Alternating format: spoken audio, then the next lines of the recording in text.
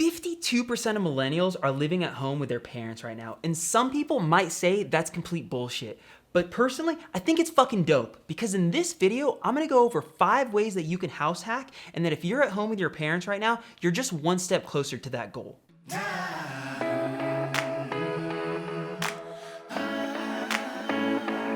So Business Insider drops this article, right, that says more than 50% of millennials are living at home with their parents right now. And when I read that, it really struck a chord because it sounded so negative.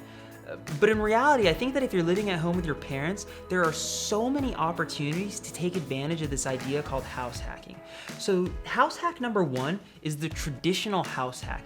This is where you use something like an FHA loan and put down 3.5% to buy 1 to 4 units, live in one potentially with a roommate, and rent the others, or live in one by yourself and rent the others, and the rent from your roommate plus the units should be enough to cover the mortgage or close to.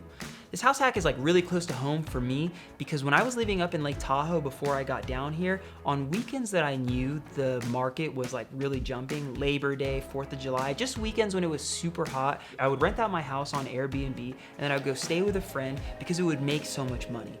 It's pretty similar to what my fiance Paige and I are doing down in San Diego. We bought this duplex in an area called University Heights, and when we bought it, we were looking for something more comfortable, but as we start digging down and peeling back the numbers, it made a ton more sense for us to live in 500 square feet, a small 1-bedroom studio almost, and rent out the 2-bedroom, 2-bath because it pretty much pays the whole mortgage and allows us to live for free. And I know it might not be sexy to live in a small space like this. My fiance Paige is a plastic surgeon. I'm a lawyer by trade, and it doesn't matter what you're doing if you're at peace with yourself in your living situation.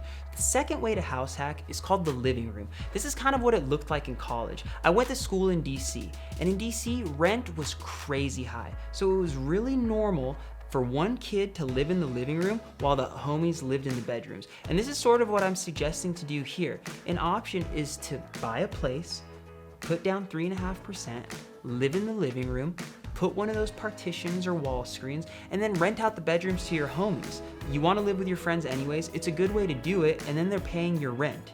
If you're comfortable with strangers, if you really want to hustle hard, the other way to do it that will for sure probably make more money in the right city is to Airbnb the bedrooms. Live in the living room and Airbnb the bedrooms, and that could open up a lot of opportunities. House hack number 3 is the single family home. The single family home allows you to put down an even smaller down payment with something maybe called a CalHalf loan, where we can put down 1 or 2%. With the single family home house hack, you're gonna live in one bedroom and you're gonna rent out the other bedrooms. So it's a little bit different than the living room idea because you have some privacy, but it's obviously not gonna make you as much money or open up as many doors because you're gonna be more comfortable. With all of these house hacks, generally the more uncomfortable you're willing to be or the more you're willing to sacrifice, kind of like everything in life, the further it's gonna take you. The 4th hack is a lot more palatable for a lot of people. I have not done it, but it's pretty gangster. This is the idea that you buy a single family house, you also buy a trailer, you live in the trailer, and you rent out the house. I get it, living in a trailer might sound a certain way, but who gives a shit where you live if your house is on the title? You know, we all get caught up in the short term. We all are very short-sighted. I know myself, I scroll through Instagram, I scroll through stuff online. I want the shiny car, I want the big ball and stuff, but what's it really matter if your name is on it and if you feel at peace with where you're at? The 5th house hack is the most expensive, but arguably the most comfortable. This is the idea where we either convert the garage to a living space or build something called an ADU, an accessory dwelling unit.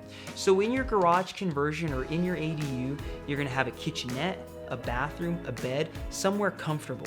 One way is for you to live in that studio space, for you to live in that ADU and then rent out the house. On the flip side, the way to make less money, but then also still reduce your mortgage is to build the ADU and rent that out while you live in the house. The reality is with all 5 of these house hacks, there's no right answer. The reality is you gotta find a way to fit your model. With investments, with real estate, with everything. It's very easy to get caught up in the binary. It's very easy to get caught up in the black and white. You have to save 20% down. You have to have this to do Y. And it's not the case at all. I think COVID has shown us that like we really have to find our own way and our own path. So I hope these 5 house hacks helped get the juices flowing, help gets the ball rolling. Because whether you're living at home with your parents, living on the floor, staying with the homies, whatever the case may be, just know moving forward doesn't always mean moving out.